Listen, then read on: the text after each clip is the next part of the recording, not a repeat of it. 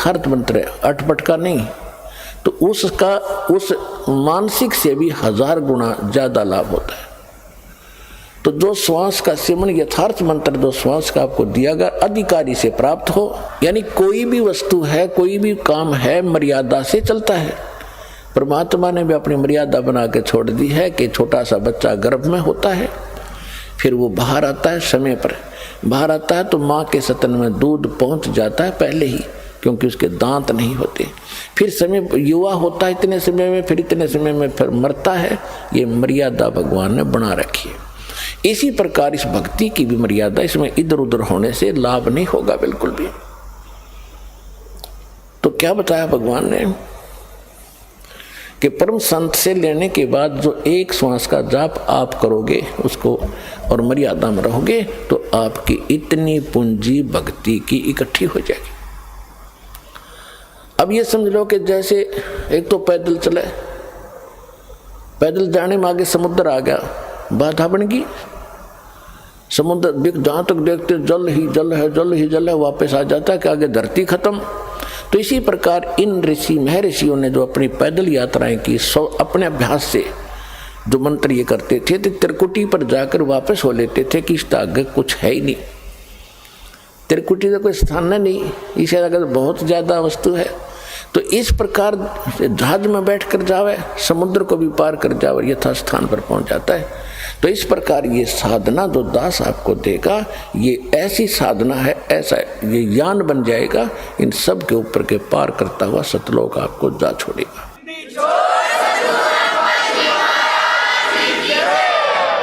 और जो कुछ भी हम इस शरीर के अंदर सुन रहे हैं ये तो एक पिंड है, और इस पिंड के अंदर एक ब्रह्मांड का ही, इसमें जो कुछ भी हो रहा वही सुनाई देता, वही दिखाई देता।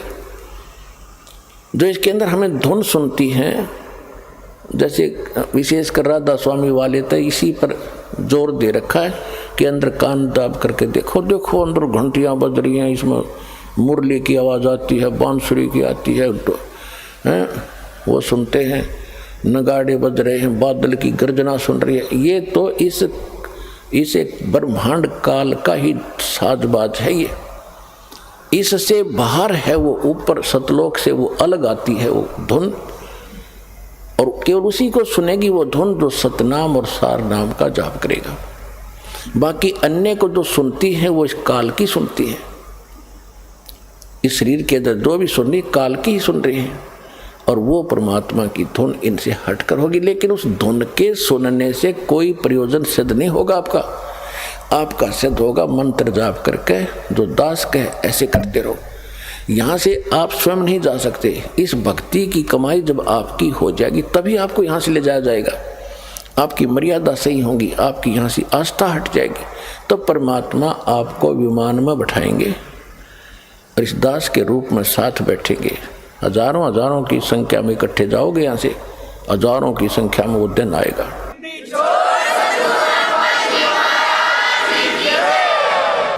ऐसे जाओगे जैसे कहीं घूमने फिरने जा रहे हैं, गुरुजी साथ हैं, सत्संग करने जा रहे होंगे, वहाँ सतलोक में जाकर पता लगा तुमने कि हम तो यहाँ आ गए भाई। नीचे ये कवर पड़ा रहेगा, ये कवर जो आज हमने कितना प्यारा लगता है, वैसे तो ये बहुमूल्य है क्योंकि मनुष्य जीवन आसानी से नहीं मिलता। लेकिन मनुष्य जीवन प्राप्त करके भक्ति नहीं की तो क्या प्राप्त हुआ? ऐसा पशु का, ऐसा मनुष्य का। तो इस मनुष्य शरीर को तो ऐसा समझना, भक्ति करने के बाद इससे हमारा प्रयोजन पूरा हो गया। जैसे अंडे में बच्चा बनता है और बच्चा बनने के बाद बच्चा उड़ जाता है और कवर पड़ा रहता है, तो मूल वस्तु जो बनानी थी वो बच्चा बनना था उस अंडे में, उस अंडे बिना बन नहीं सके था, अंडे के कवर बिना।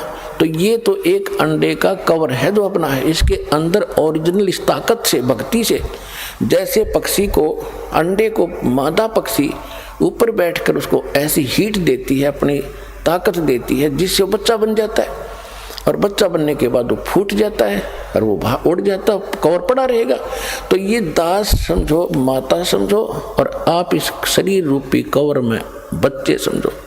इसमें ऐसी भक्ति, ऐसा ज्ञान, ऐसी शक्ति दे देकर आपकी भक्ति इतनी चार्ज हो जाएगी सूक्ष्म शरीर के अंदर, चलते समय ये ऊपर का कवर अंडे का पड़ा रहेगा और वो असली वस्तु सतलोक पहुंच जाएगी, जो इसका प्रयोजन था।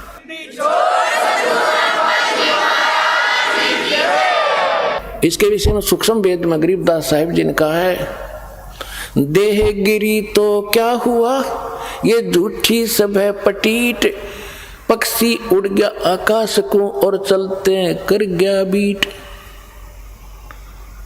एक और उदाहरण दिया है कि ये जो शरीर है तेरा, ये तो खत्म होना है, यो अगर आपने भक्ति सही कर ली और सत भक्ति कर ली, कमाई इसकी इकट्ठी कर ली, तो ये बेशक गिरी हो, ये तो ऐसी है उस समय तेरे लिए जैसे पक्षी उड़ते समय और बीट करके उड़ जाए। ये शरीर जो है मनुष्य का, ये तो बीट समझो, और ओरिजिनल वस्तु इसके अंदर एक सूक्ष्म शरीर है, उसमें यह भक्ति चार्ज हो जाएगी आपकी। उस भक्ति से चार्ज होने के बाद ये निकल कर चला जाएगा, आपको ऐसे समझो कि पक्षी बीट कर जाया कर, यो ऐसा शरीर रह जाएगा, इसकी कोई वैल्यू नहीं फिर। और जब तक ये आपके पास है, आपको उदाहरण दे दिया, अंडे बिना बच्चा नहीं बने, इस शरीर के बिना यो मोक्ष और इसमें चार्जिंग नहीं हो सकती। और जब हमारा काम पूरा हो गया तो ये शरीर छूटेगा, तो छोड़ना पड़ेगा। जब बच्चा अंडे में ना निकलेगा तो अंडे में मरी जाएगा, वो तो खत्म हो जाएगा। इससे निकलेंगे, फिर ऐसे नहीं निकलेंगे जैसे पहले तो इसको मार पीट कर निकालते हैं यम के दूत। और इस भक्ति की ताकत से आप 1 सेकंड में बाहर पाओगे इससे, और परमात्मा के विमान में और सतलोक जा रहे होगे। तो ये इतनी ताकत देगा आपको ये सतनाम। तो उसके बारे में जैसे हम आपको बहुत सी मर्यादा बताते हैं कि आपने ये त्यौहार आता है होली, इसके अंदर कुछ भी सहयोग नहीं देना है, पार्टिसिपेट नहीं करना है ना इस पर, क्योंकि हम ये देखो पुण्यात्माओं, इस ज्ञान से आपका मन हटेगा इन बकवादों से। एक भक्त बता रहा था कि हमने 10 वर्ष तक कोई त्योहार मना कर नहीं देखा। हमारा एक परिवार है, चाचे ताऊओं का 10-12 घर हैं, 3-4 घर हैं, उनमें 10 मौत होगी, एक वर्ष में 2 हो जाती, कई मौत होगी। तो कोई भी त्योहार हमने नहीं मनाया। त्योहार निकट आवे और कोई ऐसा निकट संबंधी या कोई भाई या माँ बाप वो मर जा, युवा कोई ऐसे कोई बहन विधवा होगी, हमने कहता 10 साल हो गए त्योहार नहीं मनाया कोई भी। अब इधर से होरी खेल रहे हैं, उधर कोई मृत्यु का संदेश आ जा, टक्कर मार रहा हो, तो अब खेल ले होरी, खेल के दिखा। इसे गंदे लोक में क्या करना था, क्या करने लग गए आप लोग। तो गरीबदास साहिब जी के पास गांव के लोग आए कि आओ महाराज होली खेल लेंगे। परमात्मा के बच्चे बोले, भाई हम ये होली नहीं खेलते, हम होली खेलते हैं राम नाम की। राम नाम की होली जो खेलता उसको कभी हानि नहीं होती, दुख नहीं होता। और राम नाम की होली भी तभी खेली जाएगी जब हमारे पास राम का नाम सही होगा। तो राम नाम कौन सा है सही? गरीबदास जी जो क्लियर कर रखा है, राम नाम जप कर थर होई, ओम सोहम मंत्र दोई, यू है राम का नाम। तो उसके बारे में क्या बताते हैं, सतनाम पालड़ रंग होरी हो। यानी ग्रंथ में गरीबदास जी की वाणी में तो वो अक्षर न्यारे न्यारे लिखे हैं, लेकिन मैं बार बार नहीं बताऊंगा, उसको मैं सतनाम बोल रहा हूँ। ग्रंथ में वो दोनों मंत्र न्यारे न्यारे लिखे हैं, ये और ये मंत्र पालड़ रंग होरी हो, तो उसको गुप्त करके दास सतनाम बोल रहा है। वैसे गरीबदास जी की वाणी में वो दोनों मंत्र लिखे हैं कि दोनों मंत्र पालड़ रंग होरी हो, मैं उसको सतनाम कह रहा हूँ। तो क्या कहा कि सतनाम पालड़ रंग होरी हो, भाई 14 लोक चढ़ावे राम रंग होरी हो, 3 लोक पासेंग धर रंग होरी हो, तो ना तुले तुलाया राम रंग होरी हो। अब इस सतनाम की आप भक्ति करोगे तो आपके घर पर कोई आपत्ति नहीं आओगी, ना कोई अकाल मृत्यु होगी, ना कोई दुख होगा, ना कोई रोग सतावेगा। तो असली होली, असली खुशी तो हम राम नाम के रंग से ही खेल सकते। उनका कहने का भाव ये है।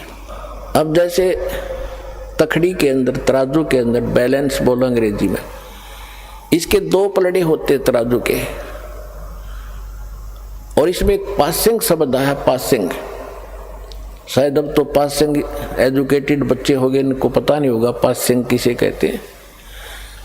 जब तखड़ी के अंदर, तराजू के अंदर कोई त्रुटि होती थी, अनबैलेंस्ड होती थी, उसमें जो उसको बैलेंस करने के लिए, उसकी वह त्रुटि रहित करने के लिए ऐसे चेक किया जाता था। हमारे घर पर हमारे पिताजी के पास ये दुकानदार बनिए लोग, सौदागर आते थे गेहूं, बाजरा, ज्वार मोल लेने के लिए, क्योंकि दास का जन्म एक किसान परिवार में हुआ।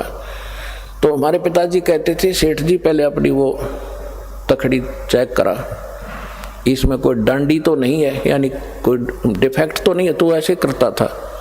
तो अगर कोई डिफेक्ट होता, टेढ़े मेढ़े होते वो, तो दूसरी तरफ उसको बराबर करने के लिए जो कणक तोलनी होती, मान ली गेहूं तोलना है, तो थोड़ा सा गेहूं उठाकर 10-20 गेहूं उठा के और दूसरे पलड़े में डाल दिया जाता था, और वो फिर तखड़ी बराबर हो जाती थी, उसमें त्रुटि नहीं रहती थी। तो वो पासिंग जो है, वो 4 दाने 20 दाने गेहूं के, वो कोई सौदे में नहीं है। सौदा तो फिर है, वो 10-20 क्विंटल तोला जाएगा गेहूं, वो है सौदा। तो कहने का भाव ये है कि इस परमात्मा का एक सतनाम विधिवत लिया हुआ, जो 2 अक्षर का मंत्र जो है, एक सतनाम कंप्लीट हो जाता है। एक बार बाहर छोड़ो, दूसरा अंतर लो, ये हो गया पूरा, बस एक मंत्र ये है। इसको उस तराजू के एक पलड़े में रख दो और यहाँ के 14 लोक चढ़ा दे, शिव जी का लोक, विष्णु का लोक, ब्रह्मा जी का लोक, दुर्गा का लोक, ये और ऊपर के ब्रह्म लोक, और ये जितने भी खेड़े हैं ये, और ऊपर के गोलोक वगैरह, ये ऐसे 14 लोक होते, तला तो ये सारे कहते ये एक साइड में चढ़ा दो। और 3 लोक तो पासिंग रख दो, पासिंग जिनका कोई सौदे में लिंक नहीं है। वो कौन कौन से 3 लोक? या पृथ्वी, स्वर्ग और पाताल लोक।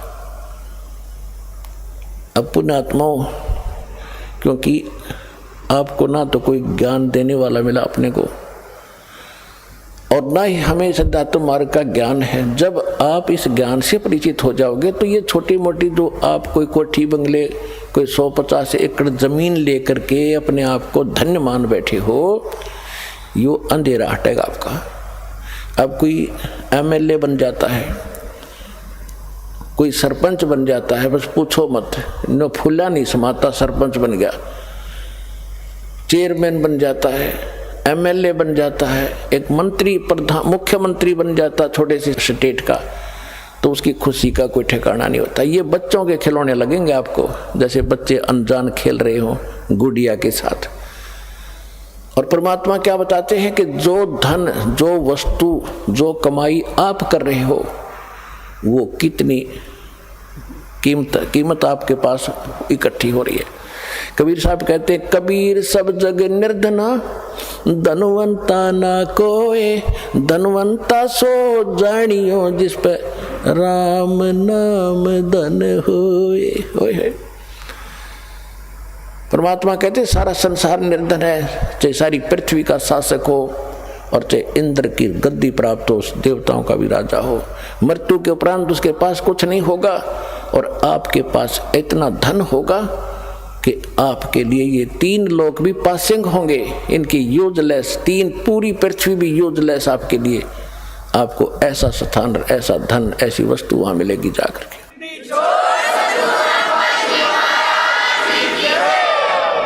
अब क्या बताते हैं, कोई मंत्री बन जाता है, प्रधानमंत्री बन जाता है, सब समझता मैंने अपने जीवन को सफल कर लिया। और जब वो अध्यात्म ज्ञान से परिचित हो गए, और आप तो हो ही लिए, तब आपको पता चलेगा इसने तो अपना जीवन नाश कर लिया, खाक सफल कर लिया मनुष्य जीवन को। मनुष्य जीवन का काम तो शुरुआत भी नहीं की। आज कोई पूर्व में कोई अच्छा नेता था, कोई अच्छा कोई संत महात्मा था, और उसका क्या करते हैं, एक मरने के उपरांत एक उसका स्टैच्यू बनाते, मूर्ति उसकी स्थापना कर देते, एक ऊपर छतरी ही बना देते, और वो कहीं गधा बना होगा बिना भक्ति करके, और वहाँ उसके 1 साल में माला डाल रहे हैं, उसकी बड़े गुणगान कर रहे, तो खाक गुणगान है ये। तो परमात्मा के ज्ञान से जब आप परिचित हो जाओगे तब आपको महसूस होगा कि आपको क्या मिला और इस संसार को क्या मिला जो आपको आज महिमावान नजर आ रहे हैं। अंत लास्ट में जो भगवान के दरबार में आपकी कीमत आंकी जाएगी उस समय पता चलेगा वो तो कौड़ी थे तो सारी पृथ्वी का राजा हो, और आप लाल बन गए इस भक्ति के करने से भगवान के दरबार में पहुंच जाओगे।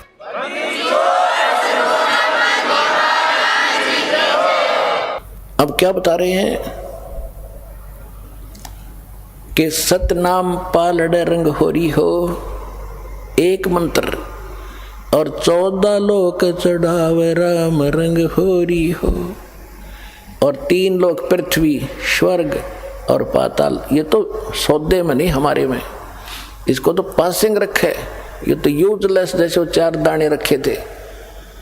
तो ना तुले तुलाया राम रंग होरी हो।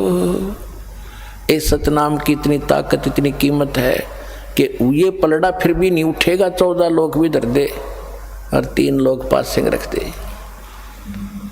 तो वो मंत्र अब आपको प्राप्त हुआ है, ये 2 अक्षर का नाम है। तो आप देखिएगा कि आप कितनी भक्ति कर रहे हो, और इस आप इतनी भक्ति करते करते भी आपको कितना समय लगेगा।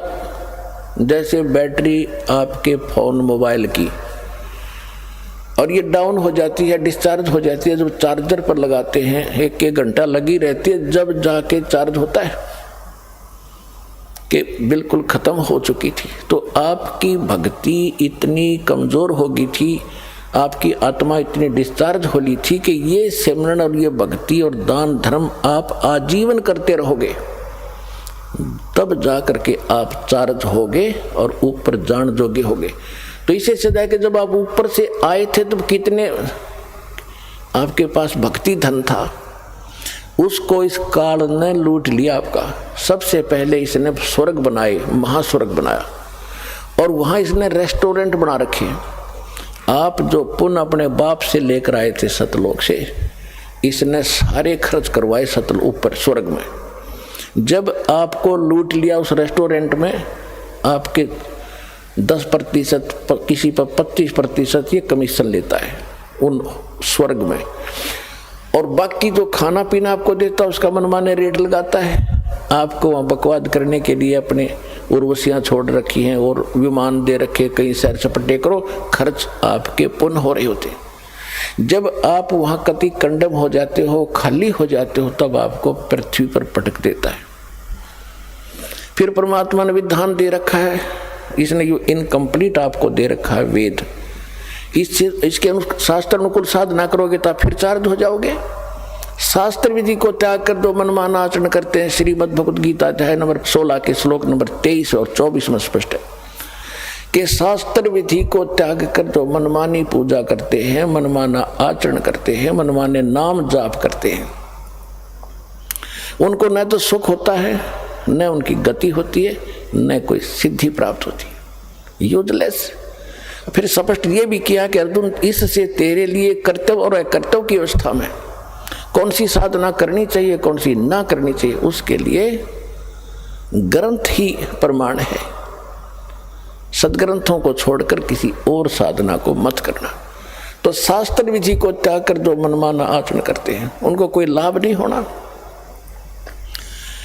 तो इसी प्रकार जो अन्य साधना लोग करते हैं उनसे तो कोई लाभ होना ही नहीं था, और शास्त्र अनुकूल साधना आपको अब प्राप्त हुई है, इससे आपका मोक्ष होगा। तो जब तक शास्त्र विधि रहित हम साधना करते रहे तो हम ऐसे ही, जैसे यहाँ आकर काल ने पटक दिया आपको।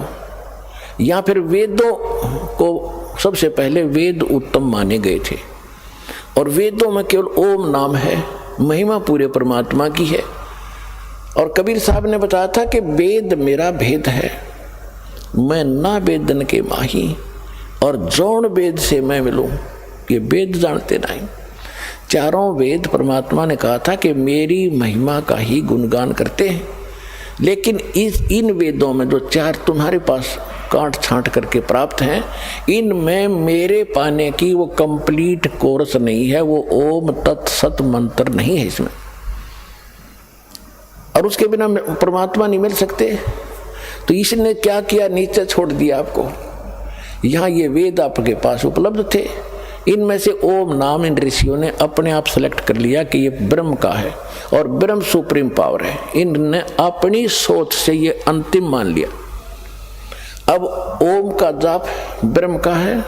श्रीमद् देवी भागवत देवी पुराण के अंदर लिखा है 7वें स्कंद में 562 पृष्ठ पे, गीता प्रेस गोरखपुर से प्रकाशित सचित्र मोटा टाइप में, उसमें लिखा है देवी जी हिमालय को बता रही है, हिमालय राजा को ज्ञान बता रही है अध्यात्म का, ब्रह्म के बारे में जानकारी दे रही है कि ब्रह्म जो है ओम नाम है उसका, ओम नाम का जाप कर ब्रह्म को पाने का उद्देश्य रख, इसमें कल्याण हो जाएगा और वो ब्रह्म लोक में रहता है। गीता जी अध्याय नंबर 8 के श्लोक नंबर 16 में कहा कि ब्रह्म लोक में गए हुए प्राणी भी जन्म मृत्यु में होते हैं।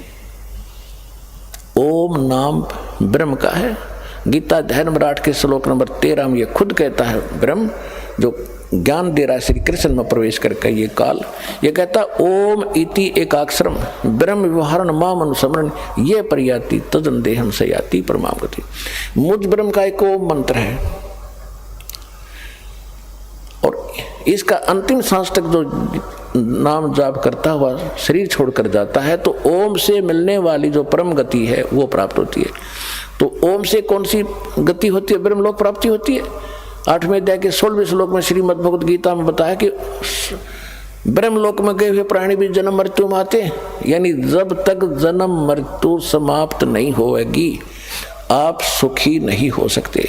गीता ज्ञान दाता 4थे अध्याय के 5वें श्लोक में, 2रे अध्याय के 12वें श्लोक में, 10वें अध्याय के 2रे श्लोक में खुद कह रहा है तेरे और मेरे बहुत जन्म हो लिए अर्जुन, तो नहीं जानता मैं जानता हूं। इसलिए 18वें अध्याय के 62वें श्लोक में कहा कि तू सर्वभाव से उस परमेश्वर की शरण में जा, उसकी कृपा से तू परम शांति को और सनातन परम धाम को प्राप्त होगा। परम शांति कब होगी और सनातन धाम कौन सा, जो कभी नष्ट नहीं होता और जहां गए हुए प्राणी कभी लौटकर संसार में नहीं आते।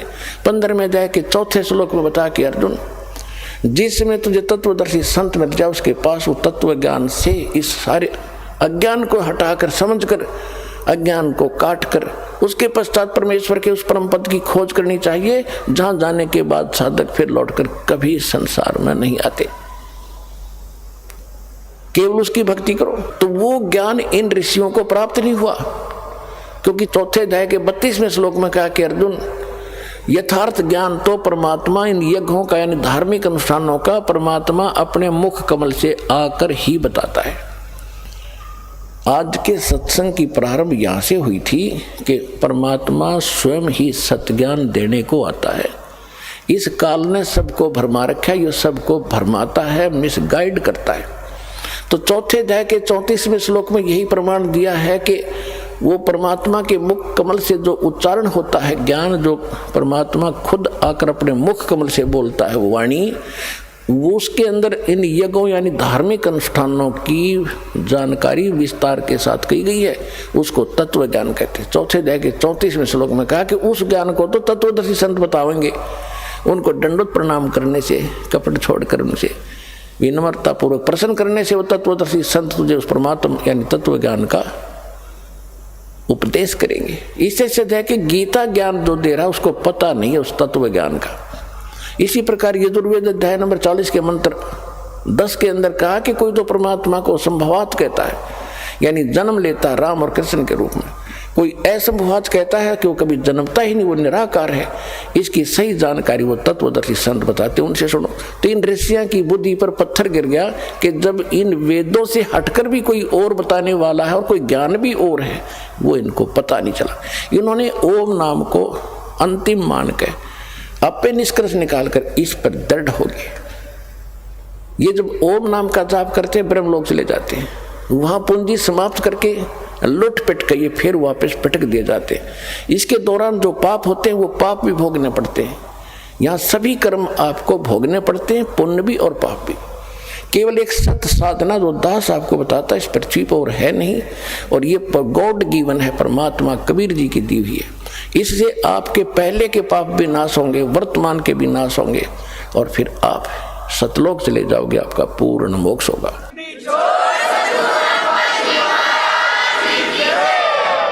तो ये क्या करता रहा अभी तक? इसने सबसे पहले आपको ऊपर रखा, वह आपकी सारी पुण्य जो वहां से लाए थे वो सारे लूट लिए, फिर आपको पटका पृथ्वी पर। फिर भी आपके कुछ पुण्य शेष थे तो सतयुग बनाना पड़ा भगवान ने आपके लिए, कि जैसे कर्म आप लेकर उतरे हो उसकी व्यवस्था यहाँ अवश्य करेगा। अब एक बार देख लेना, आप सारे सतभक्ति पर लगोगे जो विश्व लग जाएगा। ऐसा वातावरण चेंज होगा इस पृथ्वी का, जगह जगह फलदार वृक्ष होंगे, भटकते फिरते हैं पेट के लिए, आप घर बैठे आपको वो सुख देगा, याद रखोगे, तभी भक्ति करेंगे, संतोष होगा। अब हम भक्ति उसी समय कर सकते हैं जब हमारी ये अन्य जो परंपराएं बेमतलब की, किसी गरीब व्यक्ति के 2 कन्या होगी, 3 होगी, उसका तो मरण हो जाता, भक्ति 100 कोस नहीं, कैसे ब्याहूंगा, दहेज के राक्षस 4 बैठे हैं, पता नहीं कैसे बेटी पराई होगी, और फिर कोठी बंगले बनाने लगे, फिर कर्जा हो गया, उसके ऊपर टेंशन। तो ये सब समस्याएं समाधान होंगी, और परमात्मा जब आप भक्ति करोगे तो सतलोक से आपके हिस्से की इस पृथ्वी पर इस काल को देगा। ये तो भिखारी, इसके पास है नहीं कुछ भी। पुण्यात्माओं, आपने भगवान सुना था, जाना नहीं था। दास ने उस भगवान को जाना है।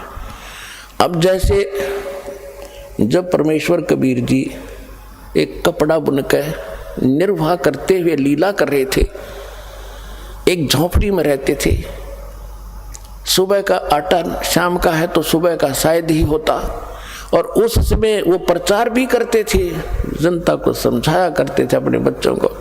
वो तो एक लीला करने आए थे, आते ही हैं, ऐसे वो नियम है उनका, प्रत्येक युग में एक बार वो ऐसा करते हैं। तो उस समय एक निर्धन व्यक्ति हैंड टू माउथ कमावे और खावे, कपड़ा बुने। एक हफ्ते में कितना कपड़ा बुन देगा आदमी? 50 फुट भी ना बने, 20 फुट भी ना बने, और उसके बिकने के बाद वो मेहनताना मिलना था, बस उससे गुजारा कर रहा, और उसकी और ज्ञान सुनाते थे भगवान, यही क्योंकि उद्देश्य ही लेकर आते। तो उस समय उनका इतना विरोध कर दिया था हिंदू और मुसलमान के धर्मगुरुओं ने, ना वो ज्ञान से हारे। परमात्मा कबीर जी, उनके पास कख था ही नहीं, परमात्मा के ज्ञान के सामने वो टिक नहीं पाए। ऐसा सॉलिड प्रचार था परमात्मा का, ऐसा ज्ञान था। और ना मारने से मरे, तब उन्होंने एक ऐसी युक्ति लगाई, घटिया षड्यंत्र रचा कि कबीर एक निर्धन व्यक्ति है, इसके नाम से झूठी चिट्ठियां डाल दो। किनके पास? उन महामंडलेश्वरों के पास, जिनके सैकड़ों शिष्य उनके आश्रमों में रहते हैं। उस समय सबको चिट्ठी डाल दी कि कबीर नाम का एक सेठ, कबीर पुत्र नीरू, काशी शहर, और 3 दिन का भंडारा करेगा, भोज देगा 3 दिन का। और उसमें क्या क्या देगा? एक दोहर देगा, एक सोने की मोहर देगा। सोने की मोहर मीन यानी 10 ग्राम सोना, और एक दोहर उस समय सबसे कीमती एक साल टाइप होता था। दोहर सर्दियों मॉडर्न की बहुत बढ़िया चादर होती थी, सेठ लोग रखते थे उसको, आम आदमी दोहर प्रयोग नहीं कर पाता था। तो एक दोहर देगा दक्षिणा में, एक मोहर देगा। कोई सूखा सीधा चाहेगा, सूखा सीधा भी मिलेगा। सूखा सीधा बोले चावल, खांड, आटा, नमक, ये इस तरह की दाल। एक आदमी का जो मांगे मुझे सूखा भी दे, सूखा भी ले जा। और ये तो देगा ही देगा, जितनी बार खाना खाओगे उतनी बार ही एक दोहर, एक मोहर देगा। तो ये लालची साधु संत ये लालची हो जाते हैं, घर से बाहर निकलने के बाद सब वस्तुएं चाहिए इनको। जब उन ऋषि उन मंडलेश्वरों को पता चला कि ऐसा दाव लगेगा, तो उन्होंने लूले लंगड़े सारे चेले ले लिए साथ में। अब चेलों को मिलेंगी खाने के बाद दोहर मिलेंगी, मोहर मिलेंगी, तो वो तो मेरी होंगी, जो प्रधान उनका गुरु होते थे वह। तो इस करके सबको लटका लाए, लूंगे लूले लंगड़े को भी। 18 लाख इकट्ठे हो गए, 18 लाख। अब पुण्यात्माओं, अब गरीबदास साहेब परमात्मा से परिचित हो चुके थे। उन्होंने फिर उनकी कैसे चित्रार्थ किया कि सुबह सुबह जब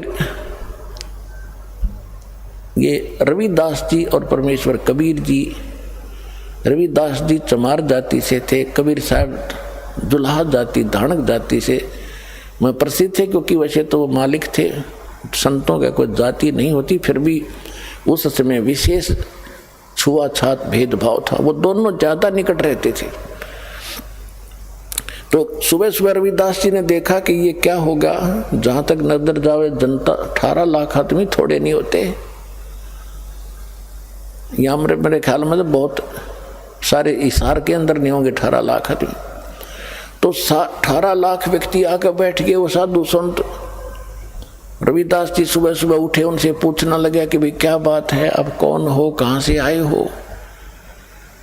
तो ऐसे पूछने वाले उनको बहुत मिल चुके थे। तो वो साधु संत कहते हैं कि काशी वालों, ए बनारस वालों, तुम कौन सी दुनिया में रहते हो, हम इतनी दूर से चलाए, तुम्हें यहाँ नहीं पता कि यहाँ क्या हो रहा है। यहाँ एक कबीर नाम का सेठ है, पुत्र नीरू, कबीर पुत्र नीरू, और वो एक भंडारा करेगा, हम उसके लिए आए हैं, आज ही शुरू होने वाला है। रविदास जी ने कहा कि कौन, फिर कहना भाई कौन है, किसका नाम से हो रहा है, कि कबीर पुत्र नीरू और काशी बनारस। अब कबीर पुत्र नीरू तो एक का था, जो रविदास जी को पता था। रविदास जी ने पूछा कि तुम्हारे पास कोई लिखित है? अकां जी देखो, सबके पास पर्चे गए, हमारे पास चिट्ठी गई हमारे पास, तब आए, वैसे थोड़ा आते हैं। रविदास जी ने जाके भगवान को बताया घर पे, कुटिया पे, कि महाराज अब काशी छूटेगी अपनी, इन्होंने तो जुल्म कर दिया, ऐसा जुल्म कर दिया कि अब हम यहाँ नहीं रह पाएंगे बनारस में।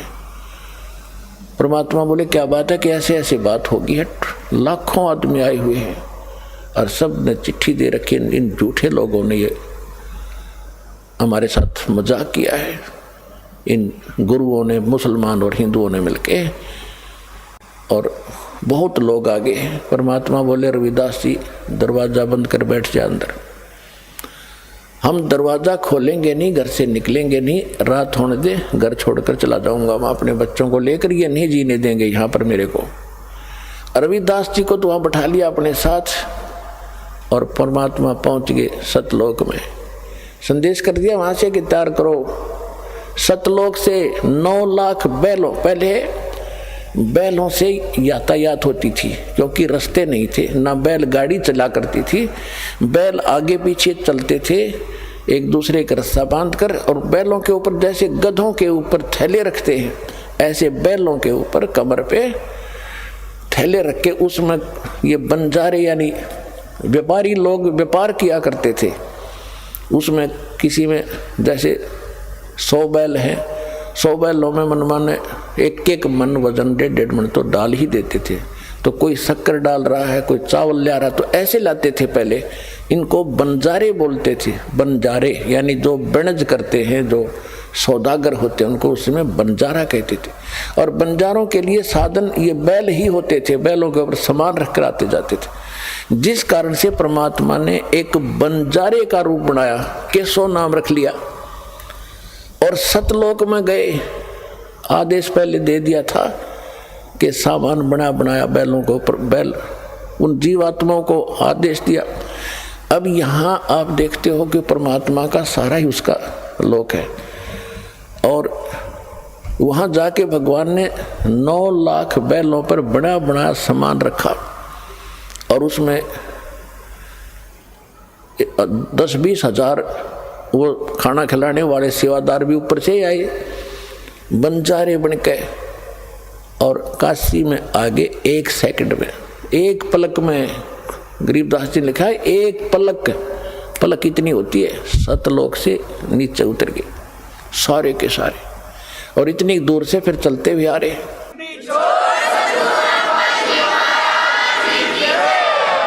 बिल्कुल समय पर वहां लगा कर टेंट तंबू और भंडारा शुरू कर दिया। सिकंदर लोधी दिल्ली का बादशाह जो परमात्मा के से बहुत प्रभावित थे, उनको बहुत से सुख दिए थे, उसको भी शेख तकी नाम का एक धार्मिक गुरु था जो कबीर परमात्मा का विशेष विरोधी था, और वो सिकंदर लोधी दिल्ली के बादशाह का खास धर्मगुरु था। तो उसने एक चिट्ठी सिकंदर लोधी दिल्ली के बादशाह को भी दे दी थी कि आपको आपके गुरुजी बुला रहे हैं, भंडारा कर रहे हैं। अब उस चिट्ठी को पाके वो भी पहुंचे, वहां जाकर देखा भंडारा चल रहा था। शेख तकी ने ये सोचा था कि आज कबीर काशी छोड़ कर भाग गया होगा, और ये सिकंदर लोधी उसके घनी महिमा सुनाता है दुनिया को, इसको भी पता चल जाएगा और इसकी आस्था उससे हट जाएगी। और शेख तकी इसी ताक में रहता था, किसी प्रकार राजा का मन उससे हटे और मेरी तरफ जुड़ा रहे, ईर्ष्या थी उसको। जब वहां जाकर देखा भंडारे चल रहे हैं, कोई खा रहा है, लड्डू जलेबी कचौड़ी पकौड़ी दही बड़े, जो कुछ मांग रहे, जो खाद्य पदार्थ होते हैं, खांड घी देसी हलवा पूरी और खीर चावल, सब कुछ बना बना कर टेंटों के अंदर से भक्त ले जा रहे हैं और बांट रहे हैं। अब शेख तकी ने तो सोचा था वहाँ कोई नहीं मिलेगा, उसको गाली देते पाओगे लोग इकट्ठे होकर, और वहाँ जय जयकार हो रही। वक्त भंडारा देखा तो कबीर जी जैसा था, ऐसा स्वादिष्ट और ऐसी व्यवस्था के देखी न सुनी। पास बैठों को सबको जहाँ बैठे हुए भोजन मिल रहा है, और चलते हैं जब एक दोहर एक मोहर वो साथ मिल रही है। अब शेख तकी की तो मासी मरगी, वो तो बैठ गया पेट कलेजा पकड़ के, क्यों तो अब भी नहीं भागा। अब सिकंदर लोधी ने पूछा कि ये कौन व्यवस्था कर रहा है, तो खाने वालों ने बताया कि एक टेंट में बैठा व्यक्ति वो व्यवस्था कर रहा है। वहां परमात्मा दूसरे रूप में बैठे थे, एक सेठ के रूप में, बंजारा केसो नाम रख के। सिकंदर लोधी ने कहा जी प्रणाम। अखा जी प्रणाम, आओ, आप कौन हो? सिकंदर लोधी ने पूछा कि मेरा नाम केशव है राजन, आप कबीर जी के क्या लगते हो? सिकंदर लोधी ने प्रश्न किया। परमात्मा केशव ने कहा कि मैं उसका पगड़ी बदल मित्र हूं, वो मेरा यार है, और उसने मेरे पास एक चिट्ठी डाली थी कि मित्र एक छोटा सा भंडारा करना है, कुछ सामान लेते आइएगा। तो उसके आदेशानुसार मित्र के लिए मैं ये भोजन भंडारा करवा रहा हूँ। अब शेख तकी ये सुना कि ये यूं कह रहे छोटा सा भंडारा है, इसको 18 लाख व्यक्ति भोजन खा रहे, उसका तो और घड़ों पानी गिर गया। तो फिर सिकंदर लोधी ने पूछा कि भगवान कहाँ है, कबीर साहब कहाँ है? वो नहीं आए क्या मेले में जहाँ भंडारा चल रहा है, वहाँ नहीं आए हैं क्या?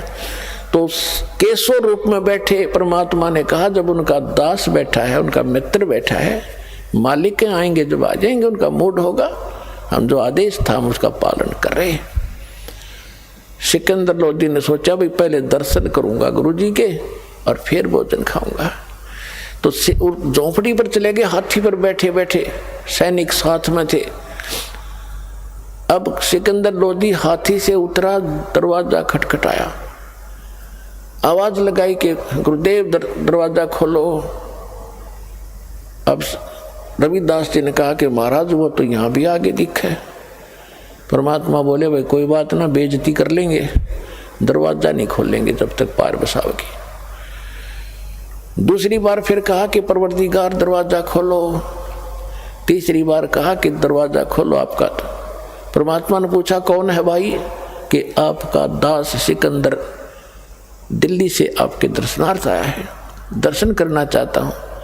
तब परमात्मा ने कहा कि राजन आज ये दरवाज़ा नहीं खुल रहा है, मैं तो बेइज्जती कर दी ने, ये मुझे जीने नहीं देंगे, मैं तो आज इस काशी में हूँ और घर छोड़कर अपने लेकर परिवार को कि कहीं दूर बसूंगा जाके, ये मुझे जीने नहीं दे रहे महाराज, मैं दरवाज़ा नहीं खोलूँ, मेरी तो बेइज्जती कर दी ने।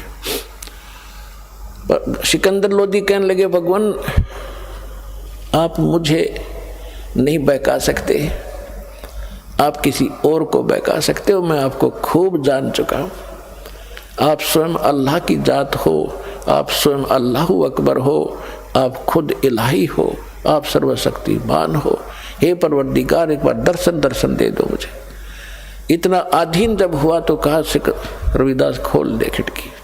दरवाजा खोला तो मुकुट समेत दंडवत प्रणाम किया सिकंदर लोधी ने परमात्मा के चरणों और कहा कि हे परवरदिगार आप तो आपको कोई अगर आपको पहचान ले फिर तो समस्या हल हो जा, आपको पहचानना ही कठिन है। आपने वहाँ रंग लगा रखे भगवान, आपकी जय जयकार हो रही है, 18 लाख व्यक्ति जीवने लग रहे हैं और सभी ये देखना चाहते हैं कि वो कौन है वो महान आत्मा, कौन है वो सेठ कबीर, उसके दर्शन तो कर लें जिसने ऐसा भोजन करा रखा है।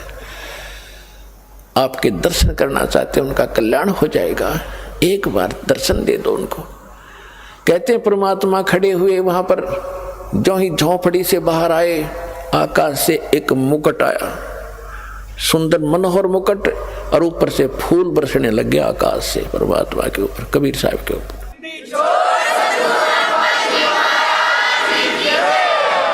सिकंदर लोधी ने हाथी पर बैठाया परमात्मा को और साथ में रविदास जी को।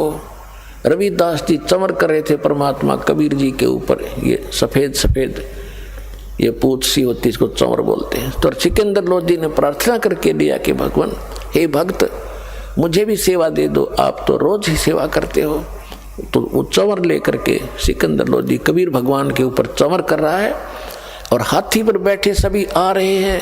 मेले में प्रवेश हो गए जहाँ भंडारा चल रहा था, लोग देख रहे हैं कौन है कबीर की। वो आ गया कबीर जिसके सिर पे मुकुट है और जिस पे ये सिकंदर लोधी सेवा कर रहा है। सब देखकर जय जयकार कर खड़े होकर देखे, क्यों मालिक के दर्शन से ही खुशी हो। अब सब जगह जय जयकार हो रही है। सारे मेले में घूम के फिर एक तंबू में से जहाँ दूसरे रूप में मालिक बैठे थे केशव रूप में, वहां से एक सेवादार गया और हाथी पर बैठे भगवान से प्रार्थना की कि हे परवरदिगार आपको आपका मित्र केशव याद कर रहा है। तो उससे हाथी से उतरकर सिकंदर लोधी और भगवान और रविदास जी तीनों उस टेंट में आगे जहाँ पर वो केशव बैठे थे। देखते ही देखते टेंट में जब गेट में प्रवेश किया था, लंबा चौड़ा टेंट था, उसमें एक तख्त अपने आप आकर लग गया। उसके ऊपर जैसे आप इनमें फिल्मों में देखते हो ना, टीवी पर अपने आप ऐसे बन जाते एक सेकंड में, ऐसे ओरिजिनल तख्त उसके ऊपर गद्दे बिछ गए, उसके ऊपर बहुत सुंदर चद्दर आ गई, उसके चारों तरफ हीरे और पन्ने लजवारात ऐसे जड़े गए चमक रहे। और केशव ने खड़ा होकर कहा कि महाराज विराजो। उस तख्त पर भगवान बैठ के बीच में और टेंट को खोल दिया।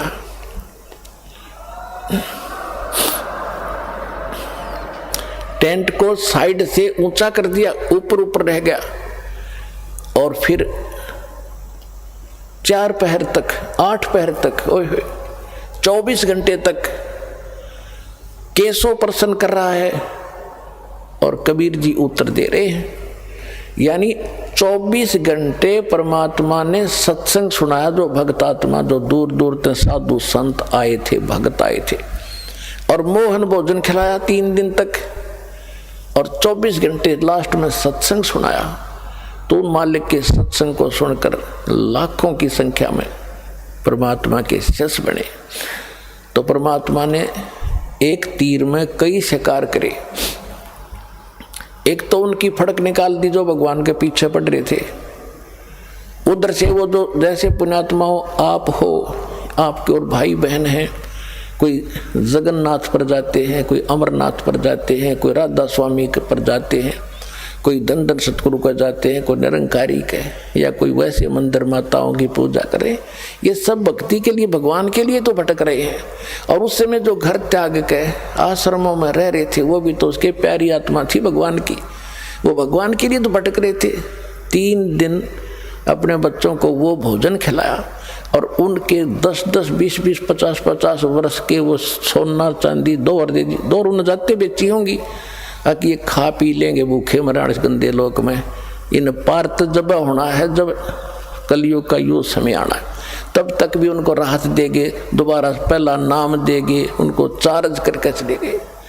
तो भगवान आपके लिए कैसे भटक रहे हैं? तो अब जब वो 18 लाख व्यक्तियों को प्रसंग जो दास आपको आज क्लियर करना चाहता है, यदि तुम सभी उसके लिए तड़फोगे, भक्ति करोगे, जब 18 लाख आदमी, काशी में तो मेरे ख्याल में आधा भारत 18 लाख को नहीं खिला सकता था उस समय, एक दिन में एट ए टाइम। और जब सतलोक से उनके लिए भेज दिया तो यह 7 अरब हैं, 8 अरब हैं ये पूरे संसार की आबादी, उनको खिलाते उसने क्या देर लगेगी अगर आप भक्ति करोगे तो। ये वो भगवान है।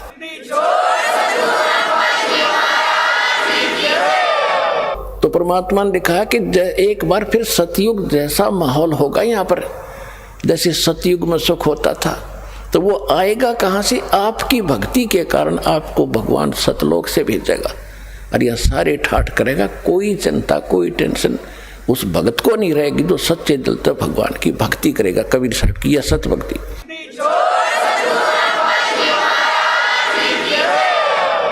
ये दास जो ये वचन बोल रहा है, ये किसी डूम भाट के गीत नहीं है, ये भगवान की बताई बातें हैं। और अभी आपको इतना लाभ नहीं मिल रहा है, इसका कारण ये है कि अभी आप इतने दृढ़ नहीं हुए हो और इतनी भक्ति नहीं कर पाते हो जितनी मालिक चाहते हैं। क्योंकि सबसे पहले मर्यादा, आप यहाँ से जाते हो, गांव में, घर में कोई ना कोई समस्या ऐसी काल पैदा करवा देता है, आपका नाम खंड हो जाता है। और परमात्मा कहते हैं, अनंत कोट बाजी तहाँ मन रचे सकल ब्रह्मंड, गरीब दास में क्या करूं यो काल करे जीव खंड। परमात्मा गरीबदास महाराज जी को, उस प्यारी आत्मा को बता रहे हैं, गरीबदास जी को बता रहे हैं कि मैं इतना समर्थ हूं, मैंने सारे ब्रह्मांड रच रखे। अनंत कोट बाजी तहाँ मन रचे सकल ब्रह्मांड, और गरीब दास में के करूं यो काल करे जीव खंड। कि ये काल मेरे से इनको तोड़ लेता है, इनका नाम खंडित करा देता है। यदि ये नाम पर डटे रहे तो न सारे सुख दूं, न मोक्ष दूं, तो अंत में भगवान भी दुखी हो जाता है कि मैं क्या करूं, ये खंडित करवा देता है कोई न कोई बकवास करवा के, फिर मैं नहीं कर सकता, इनको कोई लाभ नहीं दे पाता, जिस कारण इनको अविश्वास हो जाता है। फिर ये मुझसे दूर चले जाते हैं और फिर तो सदा दुखी रहना ही रहना है इनको, मेरे से दूर हो करके फिर सुख कैसा। तो पुण्यात्माओं, सबसे बड़ा काल ने अब ये जाल फैला रखा है कि आपका नाम खंडित करा देता है।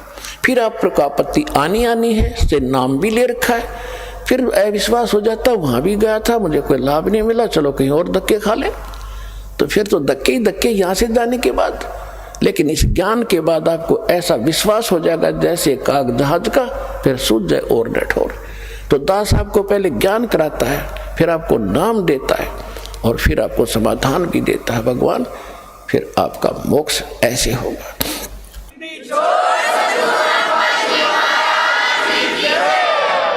तो परमेश्वर ने कहा था कि कलयुग जब 5500 वर्ष बीत जाएगा, उसके बाद पूरे विश्व में सतयुग जैसा व्यवहार होगा, सतयुग जैसे विचार होंगे और पूरी सृष्टि, पूरा विश्व नाम लेगा मेरा। और मेरे बच्चों को फिर लाखों करोड़ों अरबों की संख्या में, खरबों की संख्या में अब परमात्मा पार करेगा। अब दृढ़ता से लगे रहना दास के विचारों पर विश्वास करके, ये भगवान के विचार। तो पुण्यात्माओं, ये ज्ञान देने के लिए परमात्मा स्वयं आते हैं, वो एक अच्छी आत्माओं को मिलते हैं और वो ही ज्ञान वो 600 वर्ष पहले बता कर गए थे। और आज हमारे सदग्रंथों में ज्यों का त्यों विद्वान पाया, और जो जिनको हम विद्वान मानते थे वो सारे डल व्यक्ति थे, डफर थे, उनको कह का पता नहीं था, जो हमें इतने दिन लेट कर दिया। अब किसी की बातों में नहीं आना, प्रत्यक्ष देखो ज्ञान को, प्रमाण देख करके और फिर पर अपना कल्याण कराओ, अपने बच्चों का कल्याण कराओ। सत साहिब।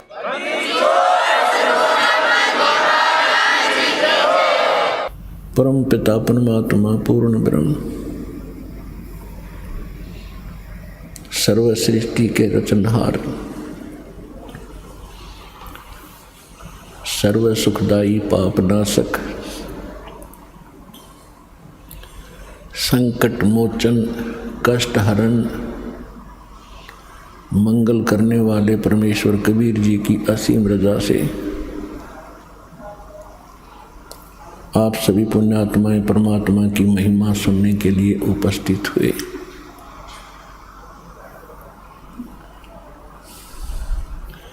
इस मानव को, इस प्राणी को सबसे पहला, सबसे दुर्लभ जो वस्तु है वो मानव शरीर बताया, और उसके पश्चात यदि इसको कोई दुर्लभ वस्तु है तो सत्संग है। सत्यनारायण कथा सुनने का अवसर मनुष्य जीवन प्राप्त प्राणी को सबसे दुर्लभ है। और सत्संग कौन कर सकता है? सतगुरु कर सकते हैं। सतगुरु के बिना सत्संग नहीं होता। सतगुरु की क्या परिभाषा है? सत्य माने सच्चा, गुरु मीन मार्गदर्शक, टीचर, मास्टर। अब यहाँ सच्चा शब्द प्रयोग किया है परमात्मा ने। मानुष जन्म दुर्लभ है, ये मिलन बारंबार, तरवर से पत्ता टूट गिरे वो बहोर न लगता डार। सबसे दुर्लभ वस्तु है मानव शरीर इस प्राणी को, और मानव शरीर प्राप्त प्राणी को सबसे दुर्लभ है सत्संग। और सत्संग करते हैं सतगुरु। सतगुरु कहते हैं जो केवल सच्चा ज्ञान देता है, जो सच्चा गुरु है। तो इससे सिद्ध है कि झूठे गुरु भी हैं, तभी तो संतों ने सतगुरु शब्द की आवश्यकता पड़ी। जैसे ब्रह्म, ब्रह्म का अर्थ है परमात्मा। अब यहाँ ब्रह्म जो है, ये यहाँ जो ब्रह्म प्रसिद्ध हो गया, दूसरे शब्दों में कह सकते हैं ब्रह्म का अर्थ है मालिक, स्वामी। तो एक तो 21 ब्रह्मांड का ब्रह्म है, इसलिए पूर्ण ब्रह्म की आवश्यकता पड़ी और सत्य साहिब की आवश्यकता पड़ी। सत्य साहिब माने सच्चा भगवान, रियल गॉड। तो इससे भी सबसिद्ध है कि कोई झूठा गॉड भी है, कोई झूठा भगवान भी है। तो इसी प्रकार सत्संग से ये ज्ञान होता है, और सत्संग सतगुरु सुनाते हैं जो सच्चे गुरु होता है, सच्चा गुरु। तो झूठे भगवान भी हैं, इसलिए सत्य साहिब की आवश्यकता पड़ी। सत्य साहिब, साहब माने मालिक, परमात्मा, भगवान, अल्लाह। तो सच्चा अल्लाह, सच्चा God, real God, true God. तो इससे सिद्ध है कि कोई झूठा परमात्मा भी है। तो जिस लोक में हम रह रहे हैं, ये झूठा भगवान है, झूठा प्रभु है। ये सत्य साहिब नहीं है।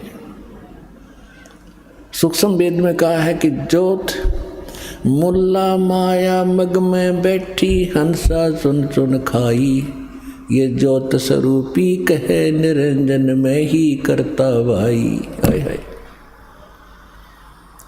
एक न करता दो ना करता, नौ ठहराए भाई। दसवां भी धुंधर में मिल जा, सत्य कबीर दुहाई। तो क्या बता रहे हैं सूक्ष्म वेद के अंदर आदरणीय गिरिदास साहिब जी, जो परमात्मा से परिचित हुए और जिनके माध्यम से परमात्मा ने पहले ही कह दिया था कि बर्म में पंथ का जो प्रवर्तक होगा जिसका जन्म संवत 1774 में होगा। उसके द्वारा मेरी महिमा की वाणी पुनः प्रकट होगी यथार्थ रूप में। तो उस पुण्यात्मा गरीबदास साहिब जी ने बताया है कि एक न करता दो न करता। कहते हैं मुल्ला माया मग में बैठी रस्ते में हंसा चुन चुन खाई, और यो ज्योत स्वरूपी कहे निरंजन मैं ही करता भाई। कहते यो अपने आप को भगवान कहता है। जैसे श्री शिव पुराण के अंदर रुद्र संहिता में जब ब्रह्मा और विष्णु जी का आपस में अपनी प्रभुता पर ही युद्ध हो गया, झगड़ा हो गया, लड़ाई होगी, उनके बीच में इसने एक स्तंभ खड़ा कर दिया, लिंग बहुत लंबा तेजों में पिलर। उसके बाद ये स्वयं अपने पुत्र शिव का रूप धारण करके वहाँ आके खड़ा हो गया। तब उनसे कहता है कि तुम परमात्मा नहीं हो, तुम भगवान नहीं हो ब्रह्मा विष्णु, ये सब कुछ मेरा है, मैं ही भगवान हूँ। तो इससे आगे सूक्ष्म वेद क्या बताता है, मुल्ला माया मग में बैठी हंसा चुन चुन खाई, ये ज्योत स्वरूपी कहे निरंजन में ही करता भाई। एक न करता दो ना करता नौ ठहराए भाई। इनकी अकल देखो। कहते एक भी भगवान नहीं, ये 9 अवतार 9 भगवान बैठे, और 10वां आने वाला है नीकलंक नाम से, जिसको कल की अवतार कहते हैं। कहते वो भी ऐसे ही नाच कूद के अपने कर्म बिगाड़ के दुनिया को मार के अपने कर्म खोटे करके और चला जाएगा। फिर ये 84 लाख योनियों में चले जाएंगे। सत्य कबीर दुहाई कि एक सच्चा भगवान है तो कबीर साहिब है, और कोई परमात्मा अविनाशी नहीं है, और कोई सत्य साहिब नहीं है। आज का जो प्रसंग है कि परमात्मा कौन है, उसको हम कैसे सिद्ध करें, कहाँ से प्रमाणित हो,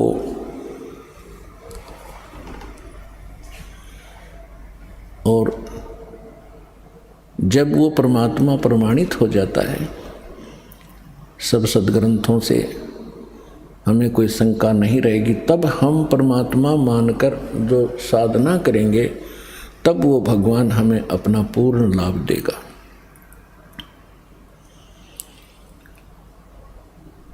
तो प्रसंग चल रहा है कि सच्चा साहिब और सच्चा गुरु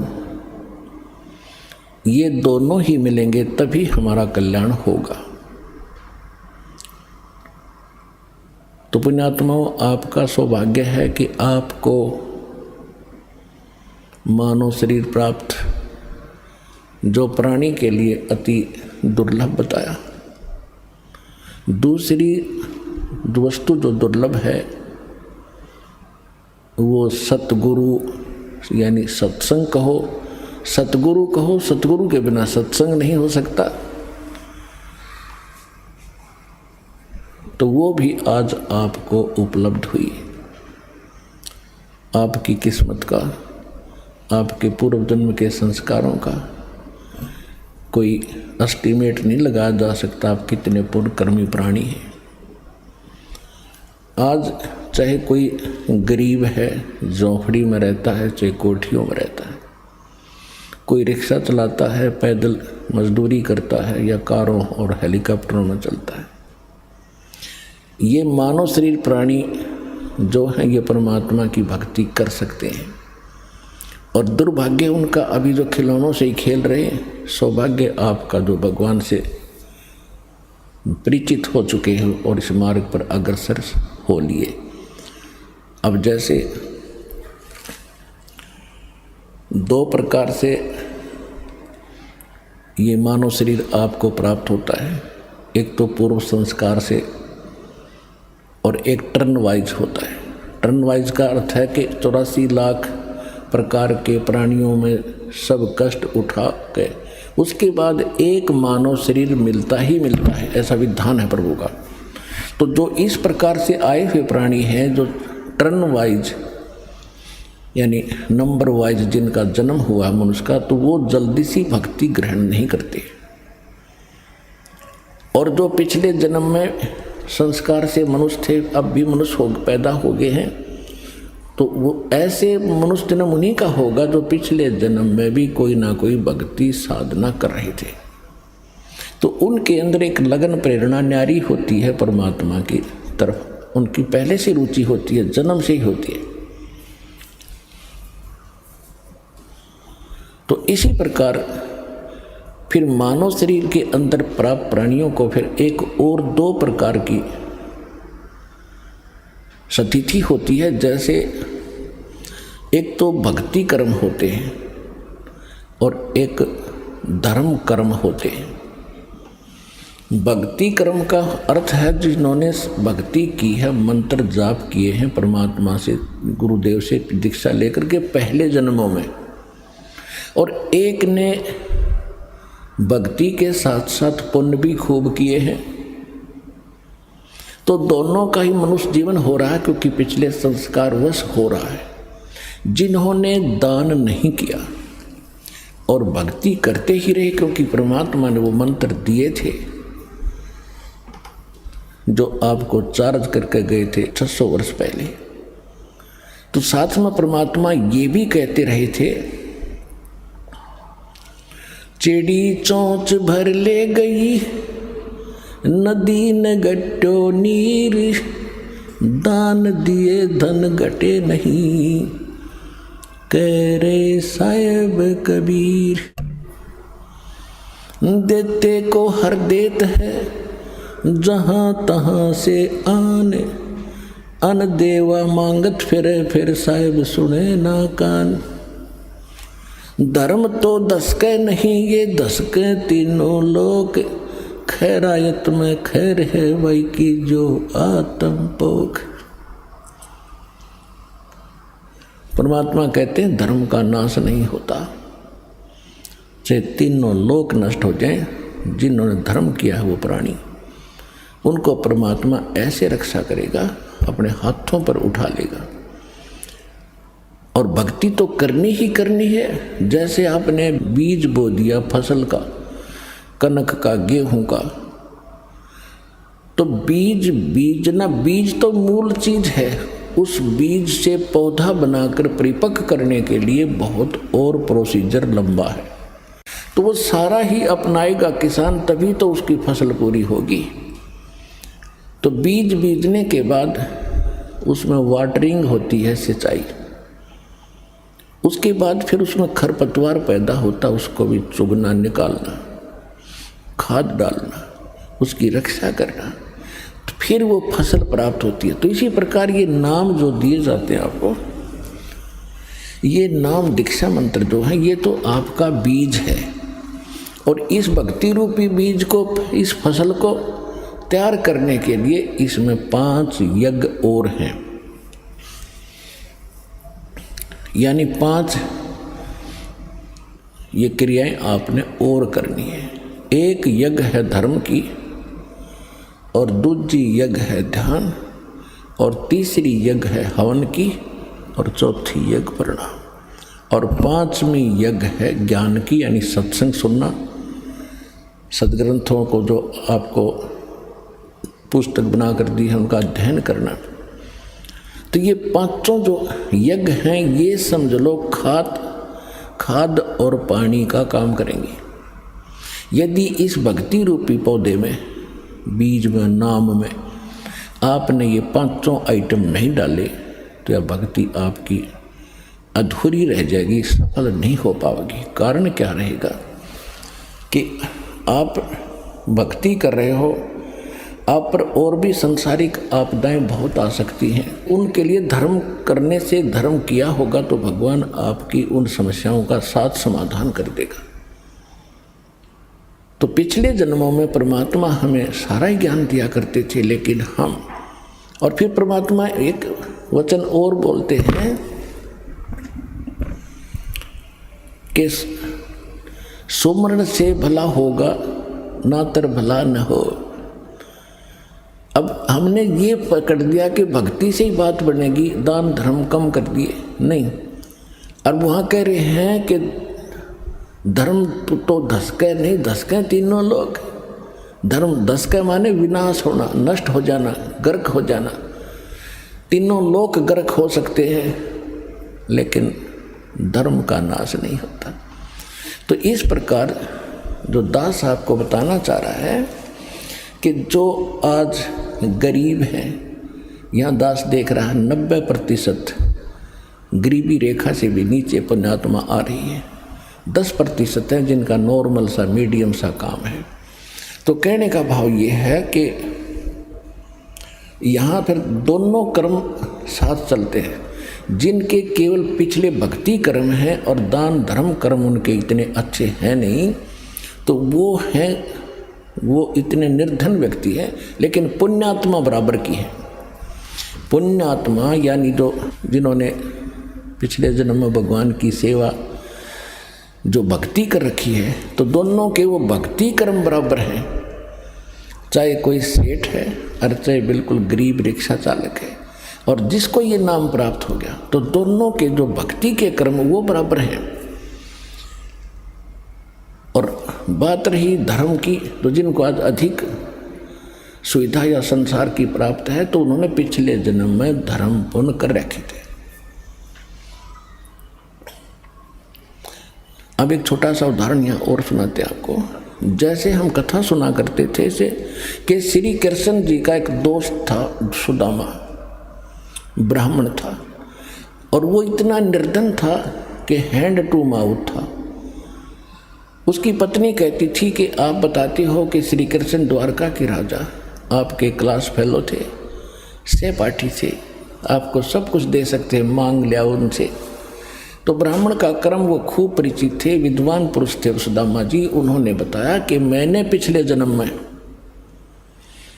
कोई धर्म कराया नहीं, जिस कारण से मुझे आज धन प्राप्त नहीं है। तो परमात्मा कहते धन चाहे तो दान कर और मुक्ति चाहे जप नाम, और पर दोनों ही करने से बात बनेगी। ये तो एक परमात्मा विधान बताते हैं। तो वो कहता था कि मुझे पिछले जन्म में मैंने पुण्य नहीं किया, इसलिए मैं दुखी हूँ, क्योंकि सद्ग्रंथों से अब ज्ञान होता है। तो कहने का भाव ये है कि धर्म कर्म से फिर उसमें परिवर्तन होता। जैसे फिर सुदामा कहने सुनने से श्री कृष्ण जी के पास गया। श्री कृष्ण जी एक गुरु रूप में भी थे, अध्यात्म टीचर भी थे। सब पांडवों के वो गुरु थे, यादव के गुरु थे। तो सुदामा जी चावल लेकर गए थे, श्री कृष्ण जी ने चावल खाए। उसके प्रतिफल में परमात्मा ने, यानी जो जितना सामर्थ्य श्री कृष्ण जी रूपी गुरु में था, उस आधार से उसने उसका के बना दिया, एक मकान बना दिया। यानी वो समस्या हल हुई उस धर्म और कर्म के करने से, सच्चे भाव से। देखो बच्चे तो भूखे थे और चावल बचे हुए थे, वो बांध दिए उसने, तो इससे बड़ा पुण्य नहीं। आज किसी के पास 1 करोड़ संपत्ति है और उसने 1000 दान कर दिया, दान तो वो भी है, और जिसने 1 करोड़ के 1 करोड़ दे दिए, तो उस दान में उसमें दिन रात का अंतर है। तो सुदामा जी ने जो चावल दिए ना, वो समझ ले 1 करोड़ के 1 करोड़ दे दिए। फिर उससे प्रसन्न हुआ, उससे प्रसन्न होकर के उसको क्या मिला? एक महल बना, आजीवन सुख का साधन बना। लेकिन मोक्ष ज्यों का त्यों रहा, पशु पक्षियों की योनि फिर भी सुदामा को प्राप्त हुई। अब यहाँ आने वालों को प्रेरित किया जाता है सच्चे दिल से, सच्ची श्रद्धा से, अपने सामर्थ्य के अनुसार अवश्य दान करें। फिर उससे वो समस्या हल होगी आपकी जो पूर्व जन्म में आप गलती कर गए थे, धर्म दान नहीं किया, आज 1-1 पैसे के लिए भटक रहे हो। तो वो समस्या फिर यहाँ अब शुरुआत हो जाएगी। अब हम उस समर्थ की शरण के अंदर हैं, हम उस समर्थ की शरण में हैं। जैसे एक तैमूर लंग नाम का एक लोहार था मुसलमान, और वो इतना गरीब था, कभी कभी उनको आटा भी रोटी भी प्राप्त नहीं होती थी। 2 माँ बेटा थे, और वो क्या करता था कि धनी लोगों की बकरियां भेड़ चराया करता था। एक दिन लेकिन वो थे धार्मिक, पिछले संस्कार अच्छे थे, अतिथि को भोजन अवश्य कराते थे, आप भूखे रह जाते थे, अतिथि को खाना खिलाकर सोते थे। तो इसी प्रकार परमात्मा वहाँ पहुँच गए एक जिंदा महात्मा के रूप में, जिसमें तैमूर लंग बकरियां चरा रहा था। वहाँ जाकर उनके पास वृक्ष के नीचे बैठ के भगवान तैमूर लंग ने कहा, महाराज भोजन की सुनाओ। परमात्मा ने कहा, भाई भोजन खाऊंगा। तैमूर लंग खाना खा चुका था, फिर घर गया, अपनी माँ से कहा, माँ एक रास्ते चलता साधु है, गांव के बिल्कुल साथ में ही वो वृक्ष के नीचे भेड़ बकरियां बैठी थी और भोजन खाना चाहता है। माँ घर के अंदर केवल 2 रोटी, 1 रोटी का आटा था और बना कर माँ ने रोटी ने बोली, बेटा मैं भी चलूँगी, साधु के दर्शन कर आऊँगी। लेकर लोटा पानी का, 1 रोटी घर में बची थी, आटा वही बना के चल पड़ी। परमात्मा से खाने की प्रार्थना की, भगवान खाना खाने लगे। इतने में माँ ने बार बार कहा उसकी कि महाराज हम बहुत निर्धन हैं, महाराज हम बहुत दुखी हैं, कभी कभी तो आटा भी नहीं मिलता हमें। परमात्मा ने रोटी खा के पी कर लोटा पानी का, एक बकरी बांधन की बेल पड़ी थी, चैन सी पतली पतली सी होती, उसको 4 बार मोड़ ली। वो इतनी पकड़कर उसके बच्चे का कड़मा मारी, उठ कर 7 मारी, 1 2 3 गिन के 7, और फिर मारे लात और फिर मारे मुक्के। अब उसकी माता ने सोचा कि कोई मेंटल साधु था, पागल है, मैंने इसको बार बार छेड़ दिया, टोक दिया, इसने गुस्सा हो गया और साधु पता नहीं बद्दुआ भी दे दे। हाथ जोड़ के कहने लगी, महाराज मेरे बेटे से कोई गलती बन गई। परमात्मा बोले, नहीं माई, तेरे बेटे का जो पहले मैंने 7 सांकड़ मारी है ना, ये चैन मारी बेल, तेरे बेटे तैमूर लंग को 7 पीढ़ी का राज बख्श दिया मैंने, और जो मुक्के लात मारी है उसके बाद तुम्हारे राज्य टुकड़ों में बट जाएगा। यूं कह रहे थे तो माई सोच रही थी तो कति पागल आदमी है, मेंटल, खाने को रोटी नहीं, हर मन सुखी आशीर्वाद दे रहा है कि 7 पीढ़ी का राज दे दिया। इतने में परमात्मा अंतर्ध्यान हो गए। अंतर्ध्यान हुए तब देखा चारों तरफ, उन्होंने सोचा तो फरिश्ता था, लेकिन यह बात गले नहीं उतर रही थी कि मेरा बेटा राजा बन जाएगा। कहते साधु वचन उल्टे नहीं, चाहे पलट जाओ ब्रह्मांड। उसके बाद वो तैमूर लंग राजा बना। दिल्ली के अंदर इतिहास गवाह है, दिल्ली तक को अपने काबू में कर लिया था और यहाँ पर अपना एक नौकर बैठा दिया था दिल्ली के सिंहासन पर, वो उसको टैक्स देता था।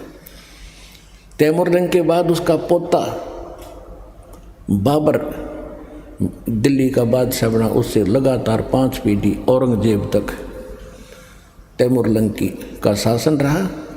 औरंगजेब के बाद ये टुकड़ों में उनकी पीढ़ी अलग अलग राज्य बट गए थे। रोटी तैमूर लंग को दीनी, तात सात बाद सैलीनी। आप अन्नदेव की आरती में पढ़ते हो तो पुण्यात कहने का भाव ये है, दास जो आपको आज आध्यात्मिक जो प्रवचन सुनाना चाहता है कि जो पिछले गलतियां कर चुके हैं और अब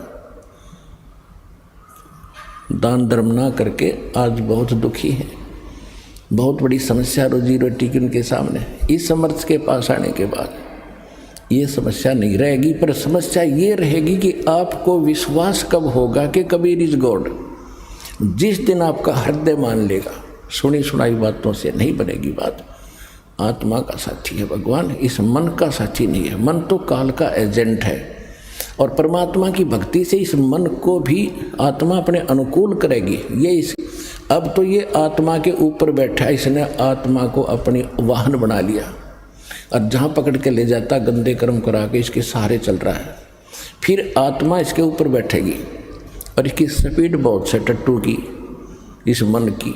बकवादों में भी इतनी स्पीड है और जब ये अच्छे काम पर लगाएगी इसमें भी इसकी इतनी ही स्पीड है, इसके ऊपर बैठा देगा भगवान आपको। तो कहने का भाव दास का ये है कि आपको यहाँ आकर के ये ज्ञान सुनाया जाता है, तो अब आप दान कर रहे हो, दास देख रहा है, कोई तो 10 ही रुपये की मुश्किल से उसका दान करने की हिम्मत बनती है, और फिर दास देख रहा है कि दूसरी तीसरी बार आता है तो 1000 रुपये चढ़ा रहा वो व्यक्ति। आत्मा गदगद हो जाती है कि मालिक ने सुन ली इस अपनी आत्मा की, क्योंकि परमात्मा का विधान है। कहते हैं आप 1 रुपया दान करोगे 1000 देता दाता आपको। जो दान आप यहाँ करते हो वो आपका नहीं, वो तो भगवान का हो गया, आपका नहीं रहा। उसके बदले में आपको तो 1000 मालिक ने उसी समय लिख दिया आपके अकाउंट में, लेकिन वो अकाउंट आपको दिखता को नहीं।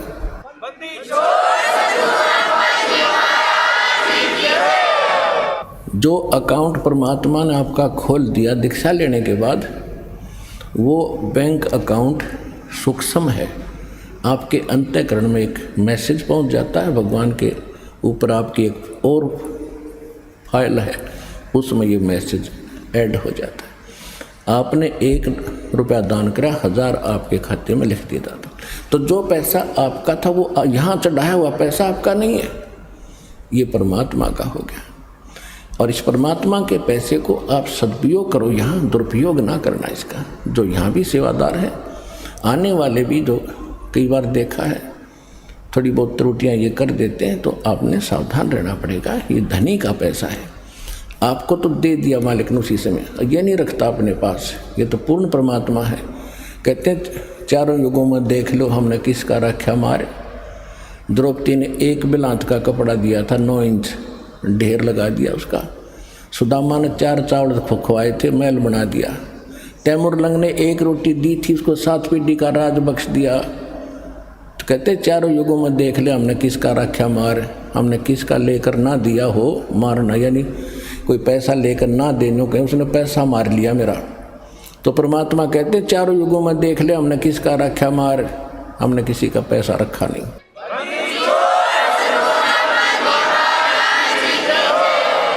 तो सबसे पहले हमारे हृदय में ये समाना चाहिए कि हु इज गॉड, परमात्मा कौन है। और परमात्मा को पहचानने के लिए हमने कौन से प्रमाण स्वीकार्य होंगे। सबसे पहले हमारे सदग्रंथ। हमारे सदग्रंथ कौन से हैं? पवित्र हिंदू धर्म के नाम जो लिख दिए गए हैं, पवित्र 4 वेद, ऋग्वेद, यजुर्वेद, सामवेद, अथर्ववेद, पवित्र श्रीमद् भगवद गीता, पवित्र 18 पुराण। उसके बाद जो उपनिषद है ना, ये तो किसी ऋषि विशेष की अपनी अनुभव की कथा है। वो वेदों और सदग्रंथों से इनसे नहीं मिलती है, तो वो उसके घर की है, उसको हमने नहीं से लेना। दूसरे तो वैसे ये पवित्र वेद, पवित्र श्रीमद् भगवद गीता, पवित्र पुराण ये हिंदुओं के नहीं थे, मानव मात्र के लिए हैं। उसके बाद विभाग बंटते चले गए, तो फिर जैसे कुछ पहले समय में आपस में कटे हुए क्षेत्र थे, जैसे समुद्र पार करके फिर अमेरिका, ये जो US से बोलो हो जिसने, वो इससे कटे हुए थी क्षेत्र से।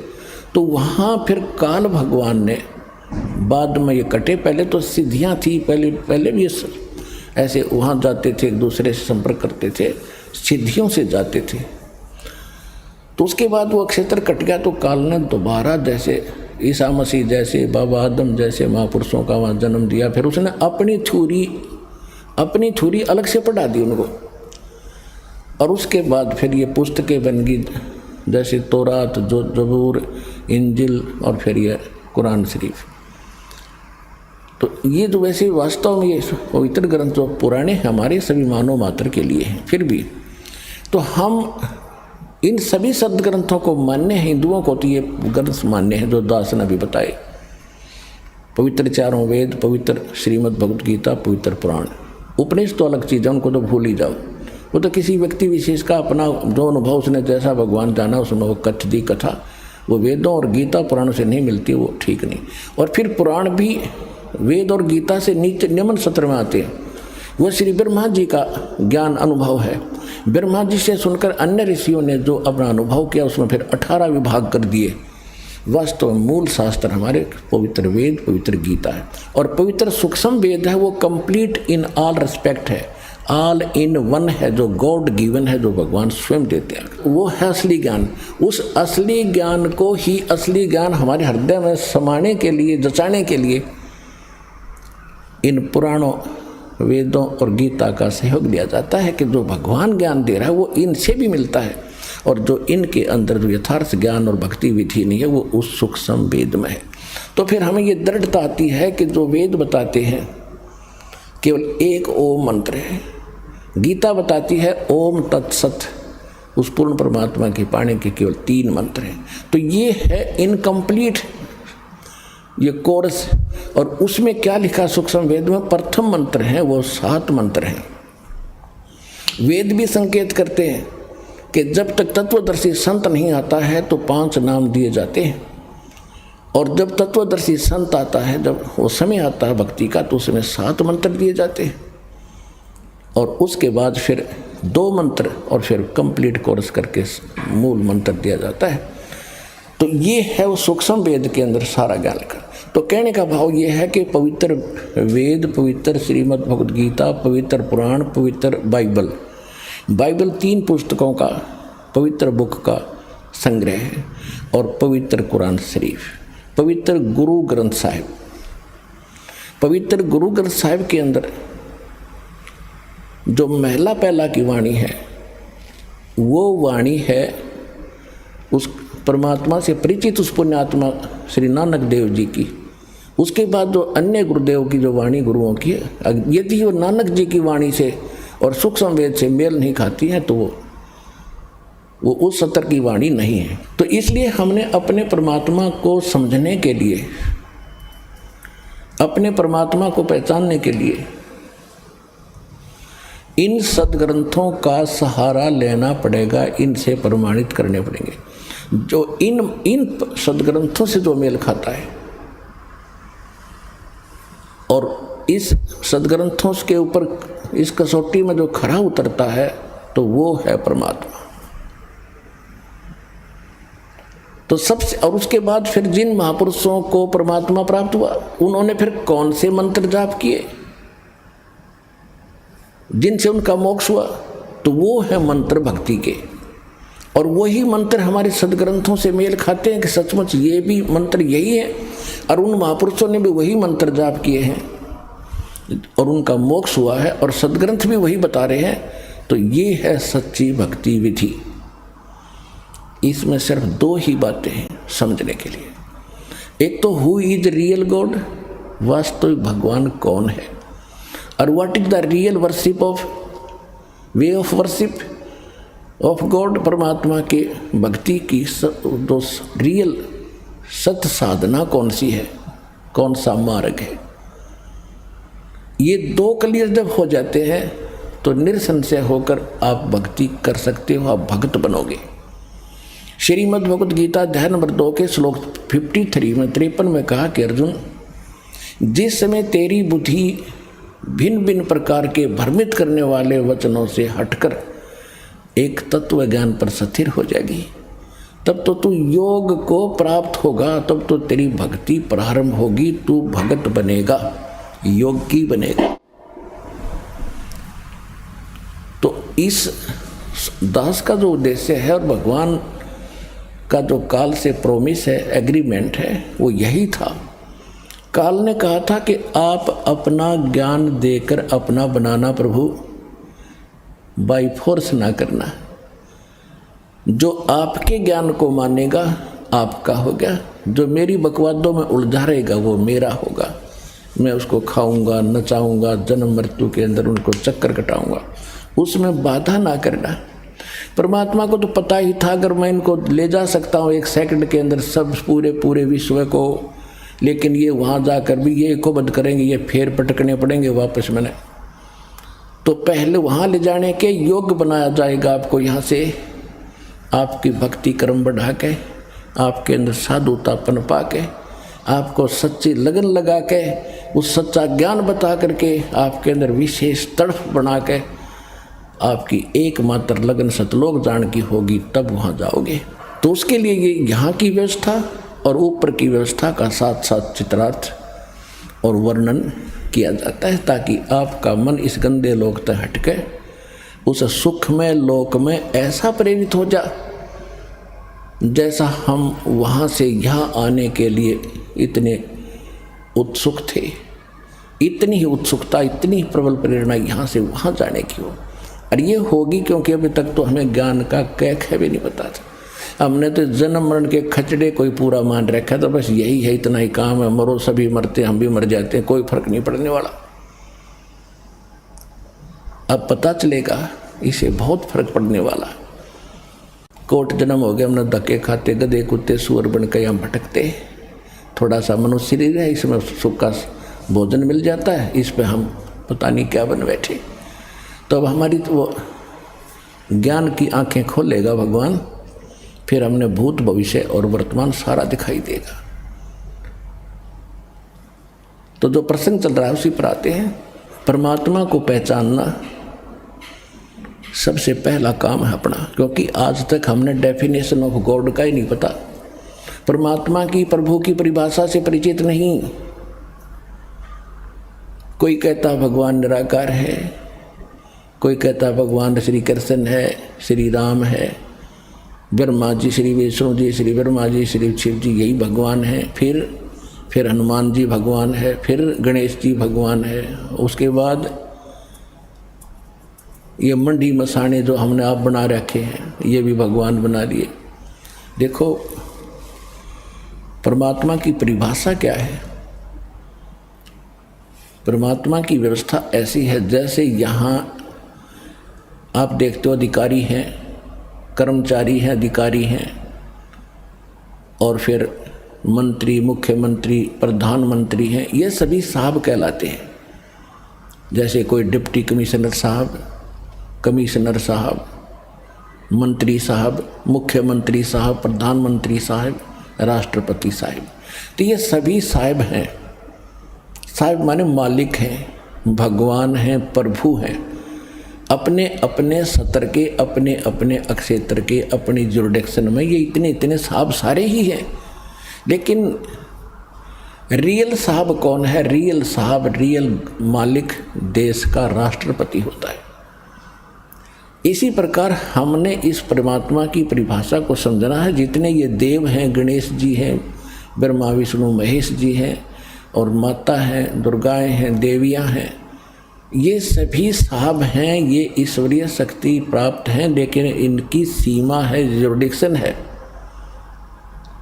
ब्रह्म 21 ब्रह्मांड का साहब है, ब्रह्मा विष्णु महेश एक एक विभाग के मंत्री हैं, साहब है मंत्री। रजगुण विभाग के ब्रह्मा जी, सतगुण विभाग के विष्णु जी, तमगुण विभाग के शिव जी। ये तो केवल एक ब्रह्मांड के अंदर एक विभागीय मंत्री है। और इनका पिता जो ब्रह्म है, जहाँ से बात शुरू हुई थी कि ब्रह्म सरपुरुष, ये भी अपने आप को भगवान कहता है। ये केवल 21 ब्रह्मांड का प्रभु है, स्वामी है, ब्रह्म है। ये भी नाशवान, इसके अंतर्गत जितने प्राणी सब नाशवान, ब्रह्मा विष्णु महेश तक नाशवान। उसके बाद ब्रह्म से आगे परब्रह्म, परब्रह्म माने नेक्स्ट गॉड, अगला स्वामी, इसको अक्षर पुरुष भी कहते हैं। ये 7 संख ब्रह्मांड का प्रभु है, स्वामी है, साहिब है। इसके ऊपर है फिर पूर्ण ब्रह्म, परम अक्षर ब्रह्म यानी सत्य साहिब। वो असंख्य ब्रह्मांड का प्रभु है, असंख्य ब्रह्मांड का मालिक है, इंक्लूडिंग अक्षर पुरुष एंड सर पुरुष।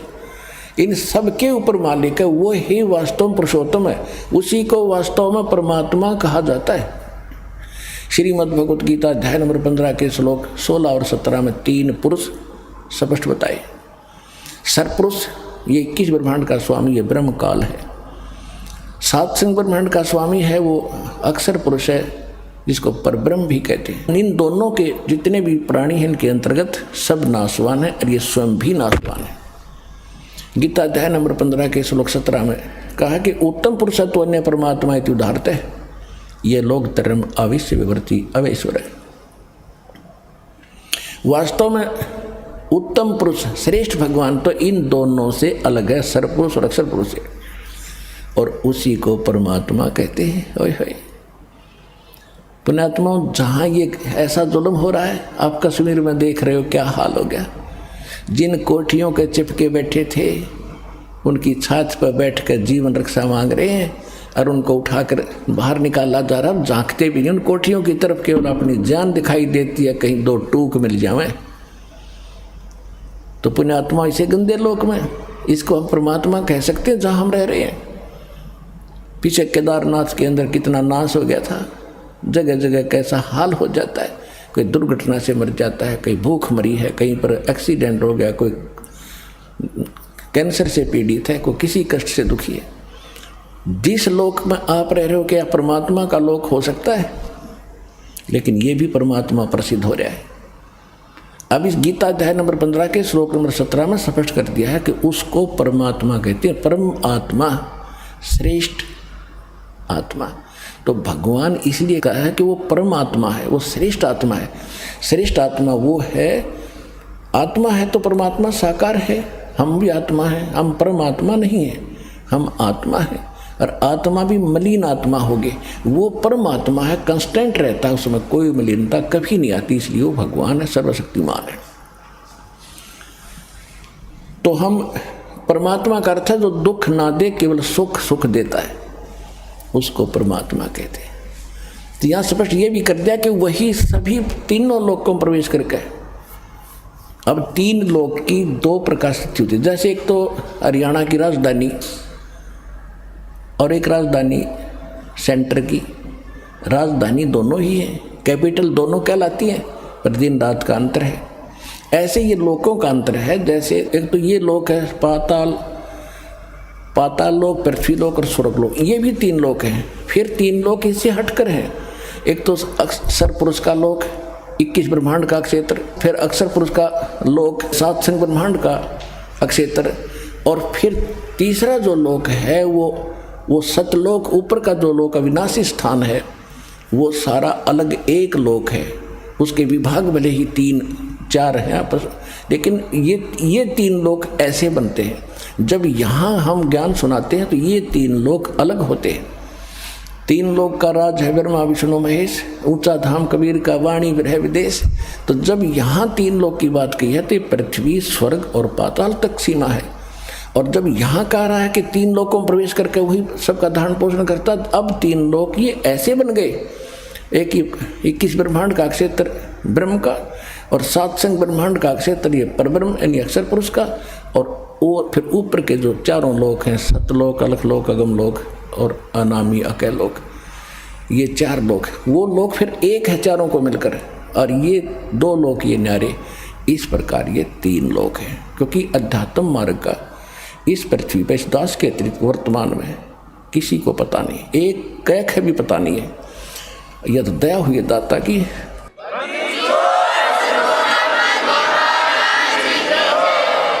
ये सब अपनी अपनी डफड़ी पीट रहे हैं। ये तो इतना है कि जैसे आम जनता है, उन्हें अपने काम से मतलब है, और जो साधु संत बना दिए काल ने,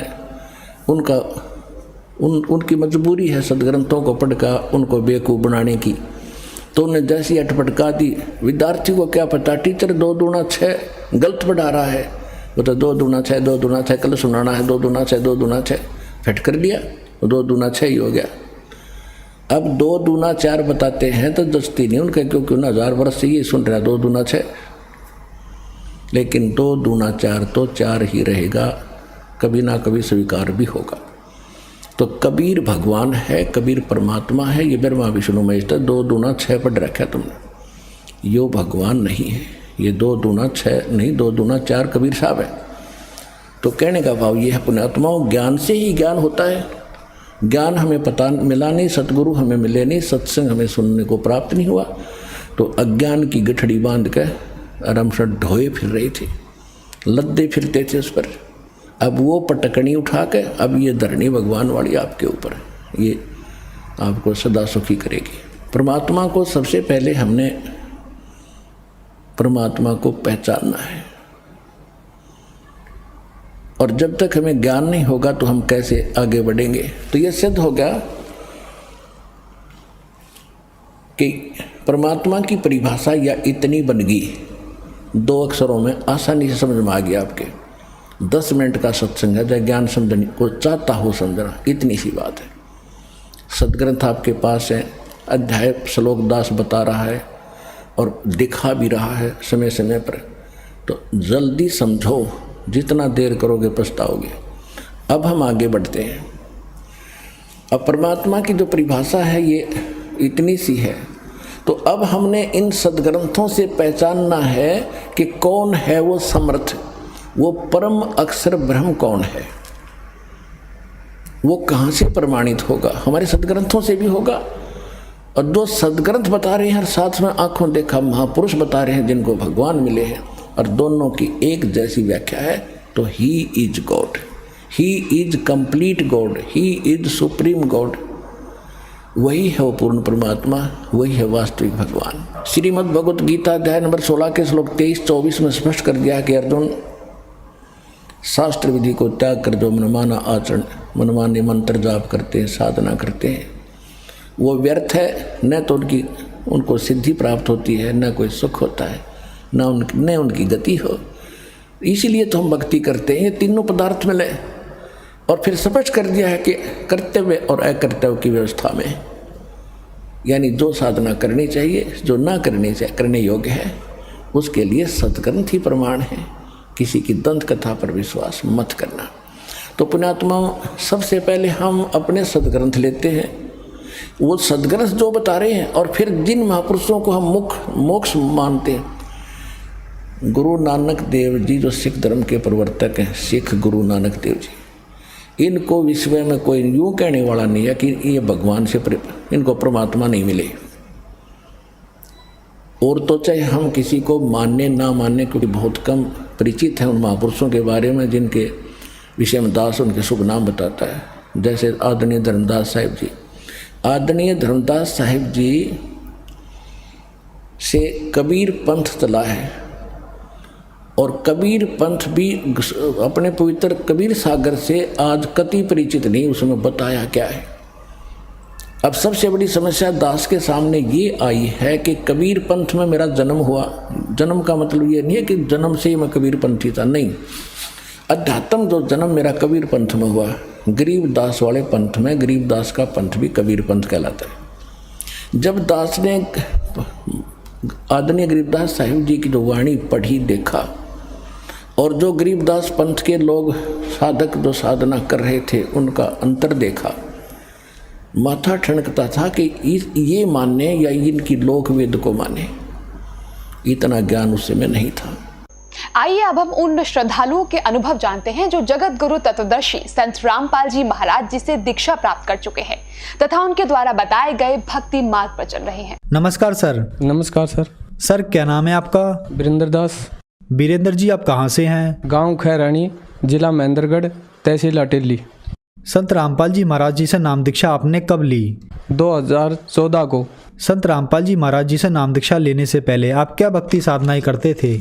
सर जैसे घर में जो प्रथा थी, दुर्गा की पूजा पाठ वगैरह करते थे। तो फिर आप संत रामपाल जी महाराज की शरण में कैसे आए? सर 2013 की बात है, मेरे साथ का एक लड़का मिलिट्री में था, वो अचानक ख़त्म हो गया। तब मैंने सोचा कि अपना भी समय आ गया।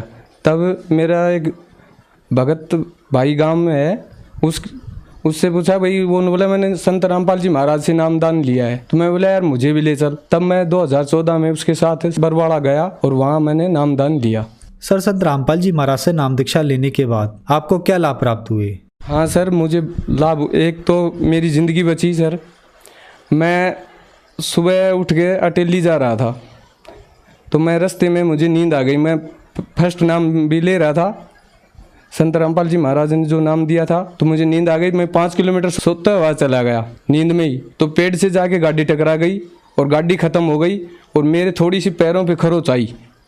और पहला तो मुझे ये फ़ायदा हुआ सर संत रामपाल जी महाराज की कृपा से। दूसरा फ़ायदा ये हुआ, 2017 में मेरे पापा बीमार हो गए, तो अचानक हम भात लेके गए हुए थे। संत रामपाल जी महाराज से मैंने नाम भी ले रखा था। रास्ते में पेशाब बंद हो गया, तो वहाँ भात तो नहीं दिया गया, मैं पापा को लेके वहाँ चला गया।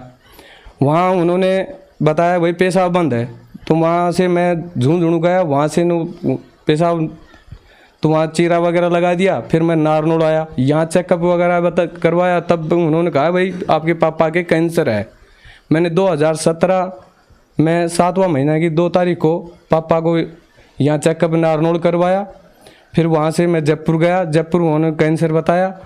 फिर पापा को यहाँ संत रामपाल जी महाराज से नाम दुआया और आज मेरे पापा संत रामपाल जी महाराज की कृपा से एकदम स्वस्थ हैं। 82 साल की एज है। दवाई वगैरह तो थोड़ी बहुत दवाई थी, ऑपरेशन पहले करवा दिया, नामदान से पहले ऑपरेशन करवा दिया था, पर कैंसर संत रामपाल जी महाराज की कृपा से ही ठीक हुई है। कैंसर की रिपोर्ट भी है, सारी चीज़ है, 2 साल की सब कुछ आप भी देख सकते हैं। कैंसर की रिपोर्ट वगैरह सारी चीज़ मेरे पास है और घर में छोटे मोटे तो लाभ होते ही रहते हैं।